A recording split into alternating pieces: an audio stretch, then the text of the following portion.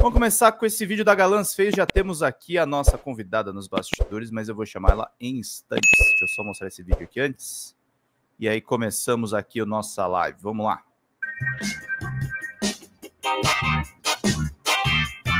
É o programa da Raquel Dodge, né? Não. Raquel Dodge. Raquel Dodge. É, da Lindora Araújo, Raquel Dodge. Cissa Guimarães. Não é? É, tá começando a falhar o HD do Bezzi, mano. Muito tempo sem sequência de live de mais de um dia.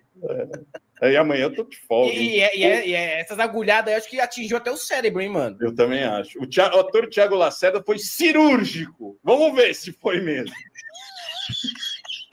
Esmagou? Será que esmagou, mano? Vamos ver se... O Thiago Lacerda, para quem não sabe, ele deu uma entrevista recente pro DCM. O cara é super de esquerda e ele tava lá no Sem Censura da TV Brasil. Vamos ver juntos. Esmagou. Ao questionar a capacidade intelectual do crente em entender as escrituras quando acredita nas palavras de um vagabundo como Bolsonaro. Vivia metido dentro da igreja, mas depois que perdeu a presidência, ninguém mais viu num culto. Vamos ver aqui se foi cirúrgico mesmo. A impressão que eu tenho é que as pessoas têm muita dificuldade de compreender o que elas leem. Eu vejo pessoas que se dizem praticantes de alguma fé, pertencentes a alguma instituição religiosa, levando o seu dia a dia, promovendo ideias e falas que são uma antítese ao que está escrito. Eu digo, mas você diz que é fiel, que vai ao seu culto, que lê a Escritura Sagrada, e o que você não está entendendo? Quando alguém diz um absurdo como os que a gente vem ouvindo por aí nos últimos 4 anos, mais comumente, né? Aquele período horroroso. Isabel, bom dia.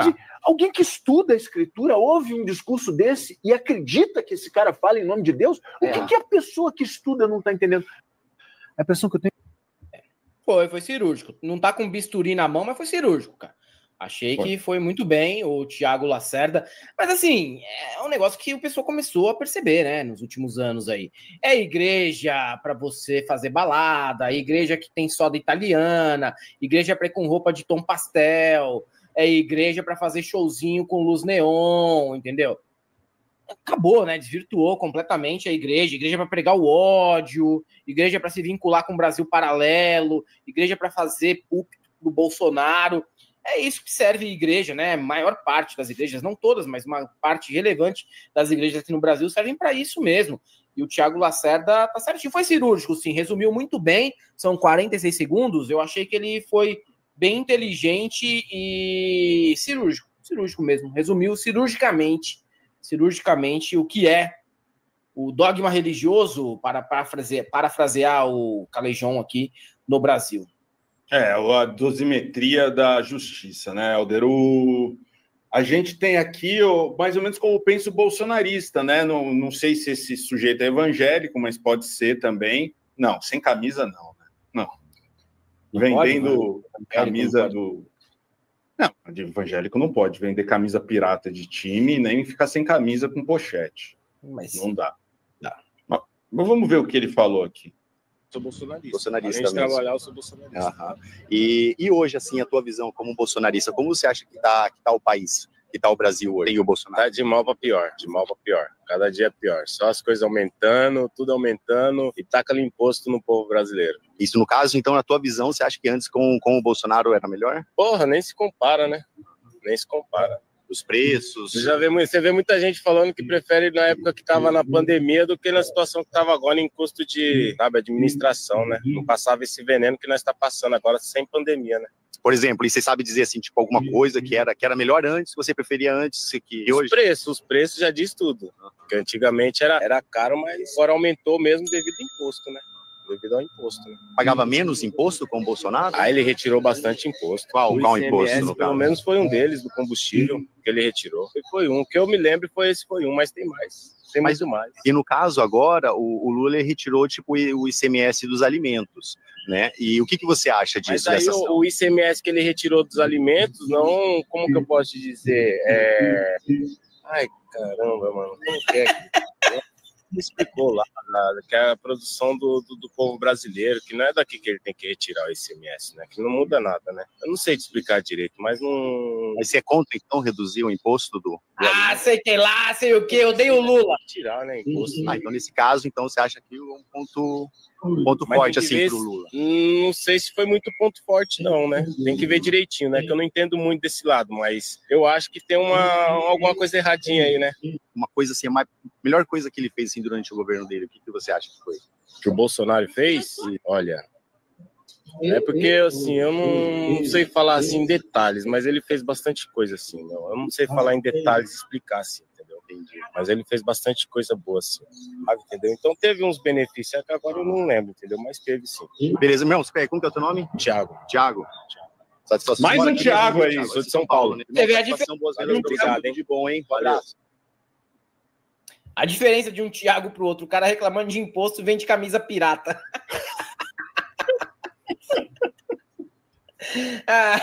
Fala coisa boa que o Bolsonaro fez aí. Agora eu não lembro, mano. Fala aí então o que você achou da medida do Lula. Sei lá, cara, sei lá. Eu odeio o Lula, pô. Foda-se. Qualquer coisa que ele fizer, eu vou odiar. Eu falo coisa boa que o Bolsonaro fez. Aumentou o tempo de atualização e renovação da CNH. Antes era 5 anos, agora é 10. Coisa boa que o Bolsonaro fez. Não foi bom? Foi bom pra caralho, cara. Claro que foi bom. Bolsonaro conseguiu expor que milica é tudo vagabundo. Coisa boa que o Bolsonaro fez também.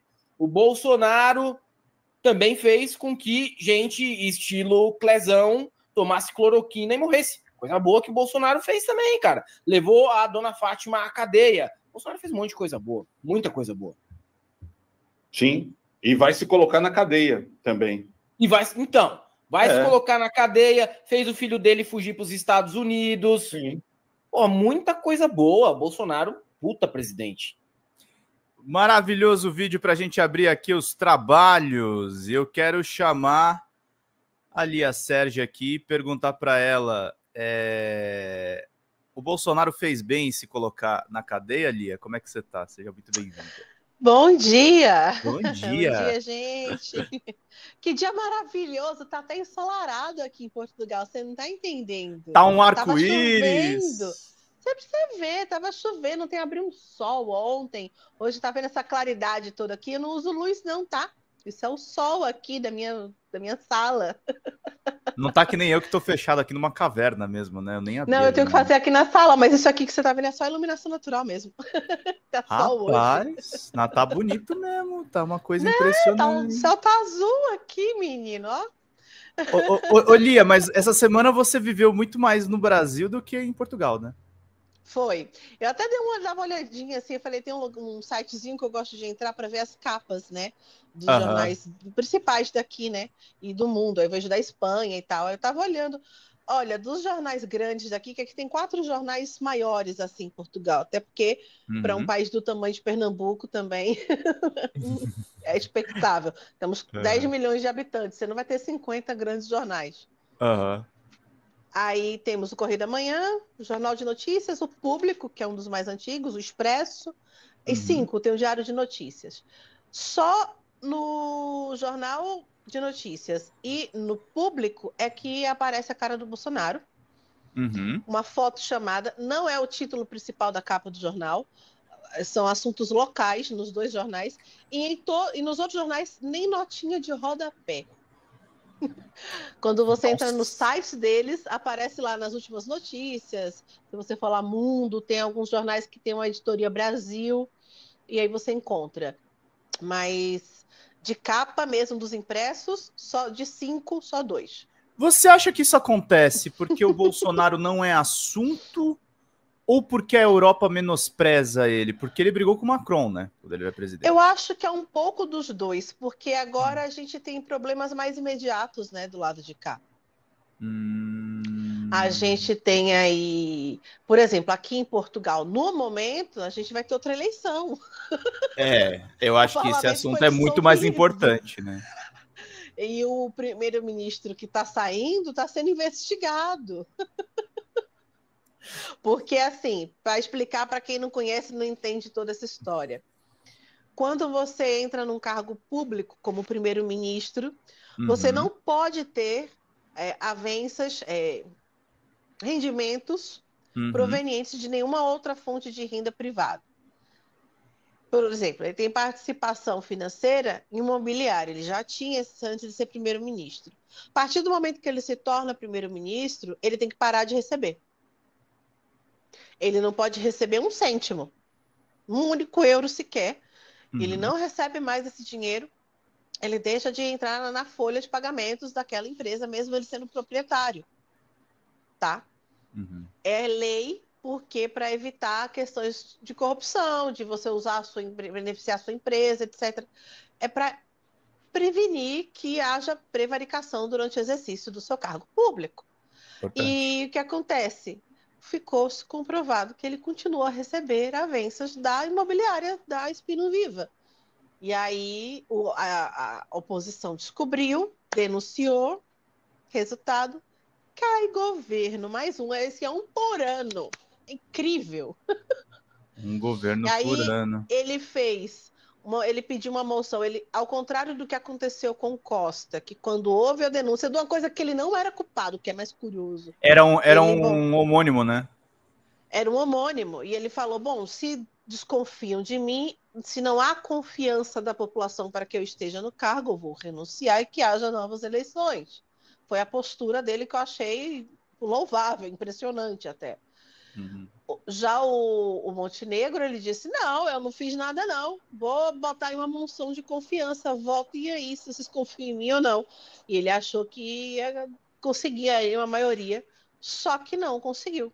Foi rejeitada, ele foi chumbado, e aí o Marcelo dissolveu e chamou a eleição. É isso.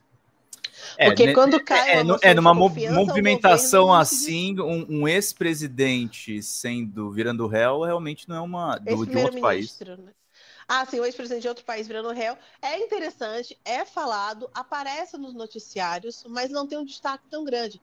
Porque aí aqui tem a questão das decisões de Bruxelas. Por exemplo, ontem teve um destaque muito maior em vários noticiários o fato de que Bruxelas, né, que é a sede da União Europeia, do Parlamento Europeu, falou, galera, seguinte, estoquem comida para 72 horas de sobrevivência. Tenham em casa sempre 72 horas de alimentos e remédios. E o povo tá... Oi? Que é por conta da guerra da Ucrânia.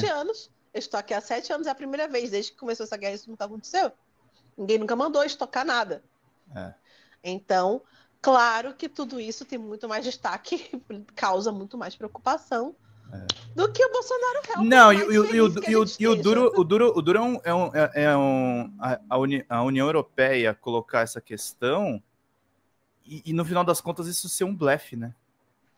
A gente não sabe, assim, é aquela história. Eles estão no papel governamental. Olha, pode ser que a coisa piore. A gente tem um maluco, que é o Donald Trump, em outras palavras, traduzindo o que eles disseram. A gente tem um doido, imprevisível, é um cara que você nunca sabe o que ele vai fazer, que toda hora ele blefa, mas às vezes ele vai lá e faz. E a gente não sabe quando vai ser um blefe, quando que ele vai fazer. Então, gente, ó, pode dar ruim, pode não dar ruim, a coisa tá ficando feia, então, por favor, estoquem comida. Para 72 horas, pelo menos 3 dias de comida, né, de alimentos e remédios para se manter. Porque 3 dias, num caso como esse, é o que eles estimam assim que o governo se organiza para organizar a distribuição, para não deixar faltar, né? Como teve na pandemia, todo mundo falou, ele não vai conseguir, não sei o quê, o pessoal começou a estocar, mas era uma outra situação, o pessoal estocava para evitar sair, para não se contaminar. Eu aqui, por exemplo, eu comprei um segundo armário e um freezer vertical, porque eu passei a ir menos vezes ao mercado, que é uma família grande, e aí, ou seja, imagina, a compra de uma semana é uma compra de um mês para muitas famílias. Sim, não, é uma coisa que a gente se prepara, a gente tem uma posição até um pouco de privilégio. Mas dá vontade, às vezes, de sair da Europa com essa paranoia?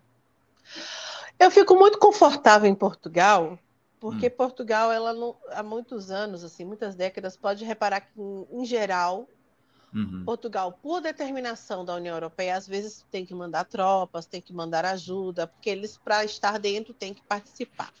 Mas não se envolve em polêmicas diretamente em conflitos com outros países. Você não vê Portugal brigando.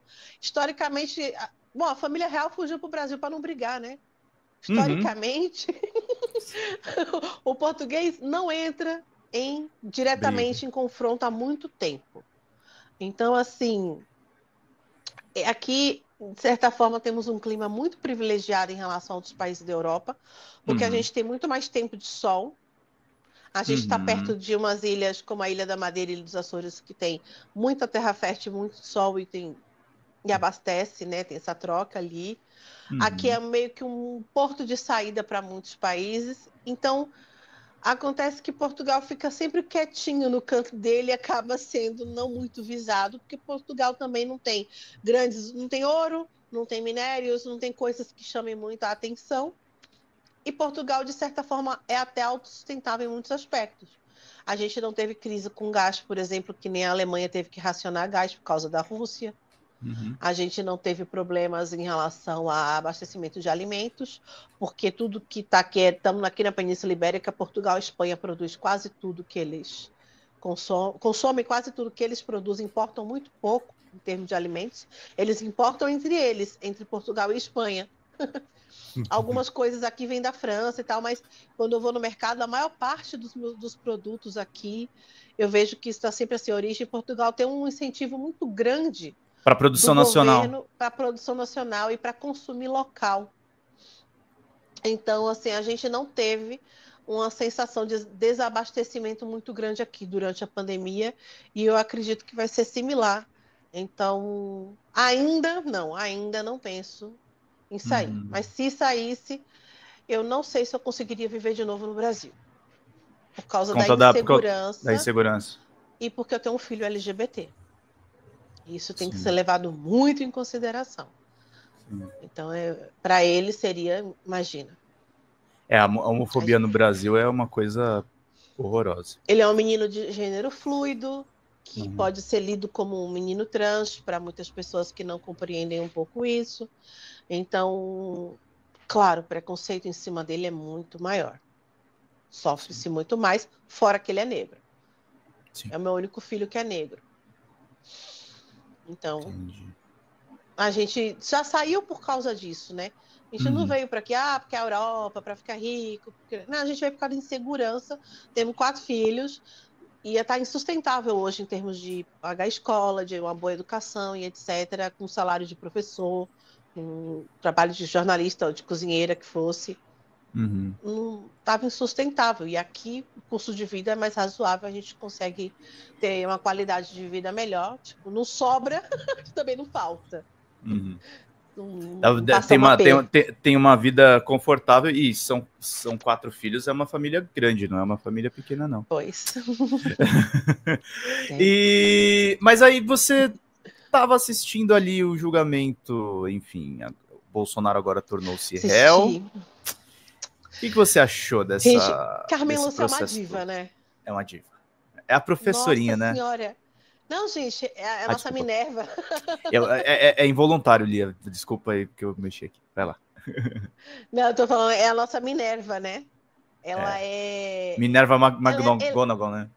Isso, ela é elegante, gente, ela não perde a calma, ela fala, e ela, quando ela abriu a boca para perguntar, o advogado chega, começou a gaguejar, a gente viu visivelmente a mudança na expressão dele, ai meu Deus, tipo, falei besteira, vou levar porrada. Ela na maior elegância, não, então, é porque não compete a ABIN, né? Foi lindo. Uma vergonha, né, gente? Xandão, o pessoal, que a gente não teve acesso a todas as provas. Xandão mostrando os prints com todas as Não, vezes aquilo tava aparecendo histórico de navegador e a pessoa negando, né? Não acessou. Não, acessou sim, amigo. Tá aqui, tá aqui. Os horários. Não, foi lindo. Vamos combinar que foi, assim, satisfatório assistir aquilo ali. A gente estava precisando, né, desse refresco depois de tudo.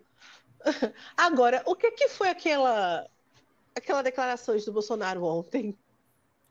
Cara, eu tava vendo, né? Eu tinha visto trechos, ontem eu assisti, quando eu desliguei o computador tudo, né? Eu botei pra rodar na íntegra, né? Cara, é uma... Ele tá meio que querendo um pouco imitar a Dilma, né?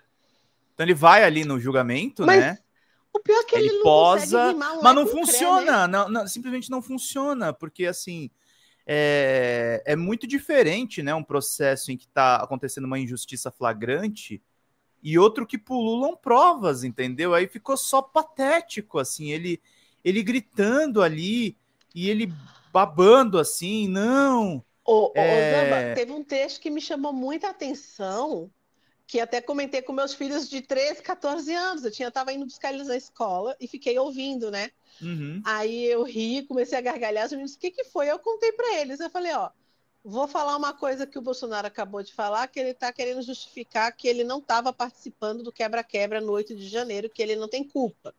Ele falou, tinha um cara lá com uma camisa com a minha cara, eu tava nos Estados Unidos, o cara jogou lá um relógio, aí 3 dias depois o Lula estava lá na China falando para desatrelar o dólar da economia do Brasil. Aí eu parei. Gente, vocês conseguem vincular um assunto com o outro? O que tem a ver uma coisa com a outra? Por que esse argumento tem lógica na cabeça dele? Aí eu falei, o Bolsonaro, mãe, você tá querendo ter lógica do que ele fala? Eu falei, filha, tem razão. Eu acho que tem uma coisa, uma lição que a gente tem que aprender. A gente da esquerda é muito underdog, né? A gente fica assim, não, que os caras da extrema direita têm um super alcance e tal. E na hora do aperto, cara, não tem alcance que segure, não tem nada. E assim, eu acho que tem gente que tá falando assim, acho que uma hora ele vai fugir e vai ficar isolado. Eu acho que se ele fugir vai ser pior. Eu acho claro que se ele fugir vai ser pior, mas eu não duvidaria dele tentar fugir. Não, também sair por algum país ali da América do Sul que dá para ir só com RG. Não, e é uma coisa assim, ele vai, assim, a queda dele vai prejudicar muito o campo dele, assim, eles vão sair muito fraturados dessa. Eu acho que é uma coisa, uma inteligência que, de uma certa forma, o Lula e o PT tiveram a respeito da esquerda, assim, de serem mais resilientes, de preservarem ali um capital político. O Lula não tinha perspectiva de sair da prisão, e mesmo assim ele manteve ali uma dose assim de concentração de esperança, ali, né? de esperança ali.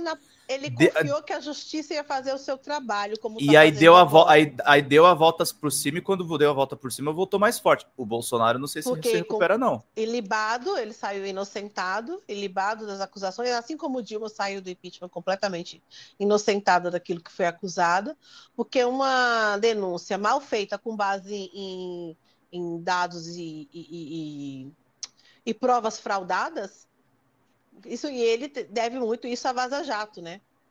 Se não fosse a Vaza Jato, mas isso que eu ia falar, Lia, mesmo se o Bolsonaro não vai ter a Vaza Jato dele, não adianta. Mesmo que ele vire o Alexandre... Vai ser pior.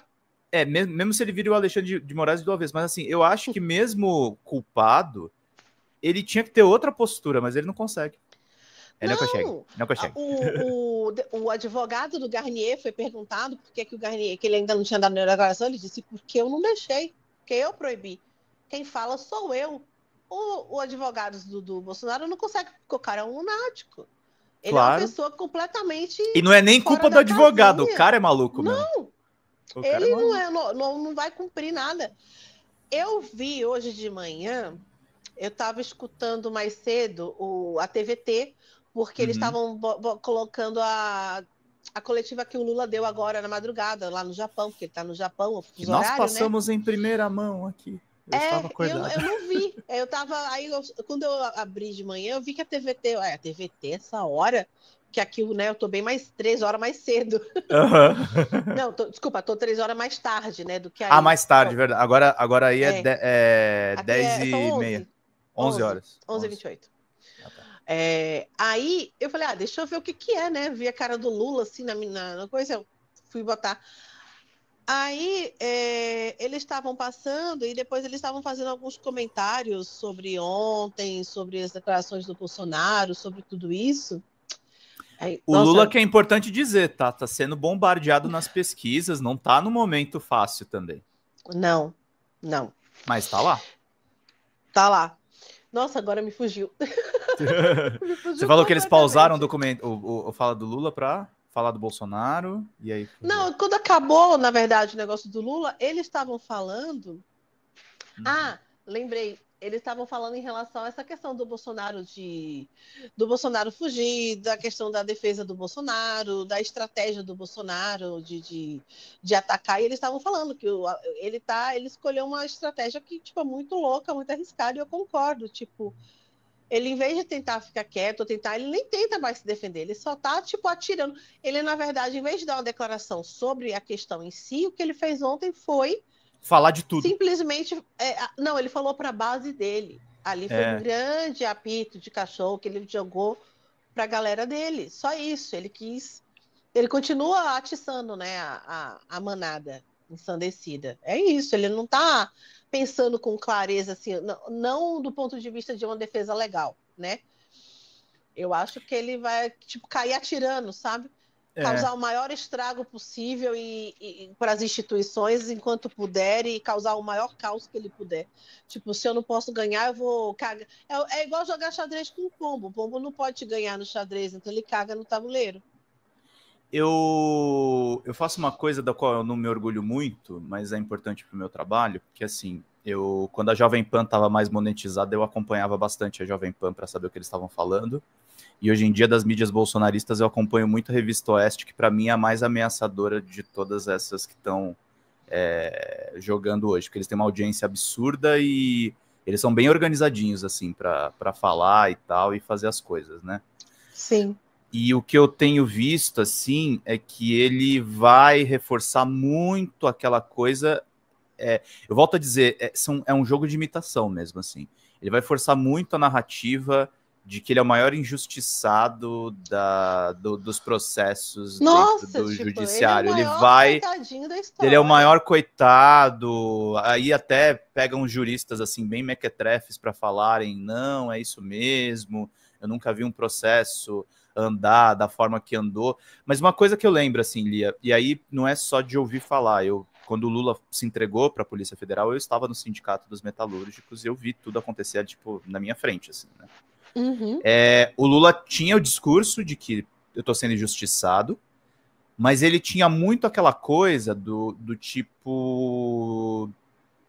que talvez é uma coisa que se perde agora quando ele vira presidente de novo, porque o governo é governo, a persona política é outra coisa, mas claro. Ele tinha muito discurso que assim, a injustiça pode acontecer, mas vocês vão ser os meus porta-vozes se eu não estiver aqui. O Bolsonaro não tem isso.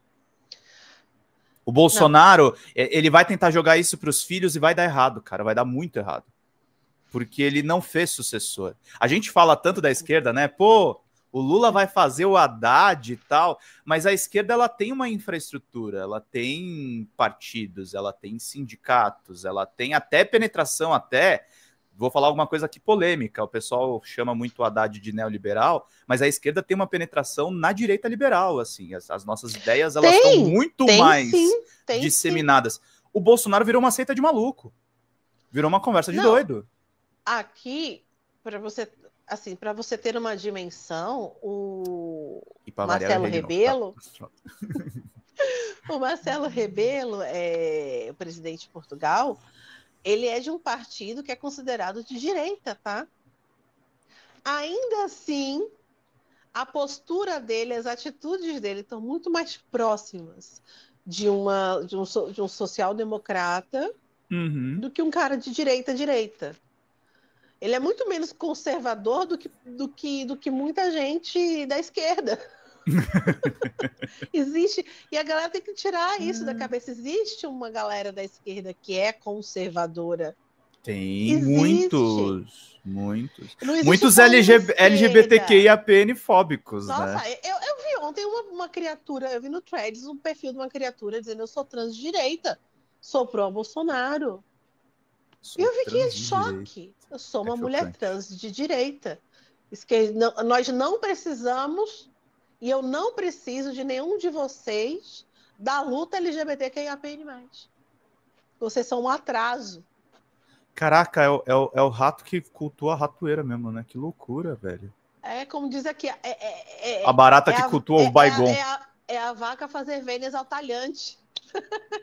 Cara, é um negócio muito louco, que doido. Fala, pessoal da Folha Democrata, que é Pedro Zambarda, editor do canal, falar um pouquinho a respeito da necessidade de vocês financiarem a Folha Democrata, gente. A Folha Democrata é financiada através de um Pix chamado Folha Democrata, é o endereço do Pix, né? folhademocrata@gmail.com. Nós precisamos do nosso jornalismo financiado por vocês que são do nosso público, porque nós passamos vários perrengues aqui com o YouTube, vocês sabem muito bem. E mesmo assim, graças a essa comunidade muito unida, a gente conseguiu fazer lives históricas, acompanhar praticamente ao vivo a campanha do Guilherme Boulos, trazer informações exclusivas a respeito de Gustavo Gayer, de Olavo de Carvalho, de todos os bolsonaristas, combater as fake news e tudo o que a gente acompanha. Por R$80 no nosso Pix, você ganha um curso de roteiro para série, o que é muito importante se você é artista, roteirista, se você lida com essas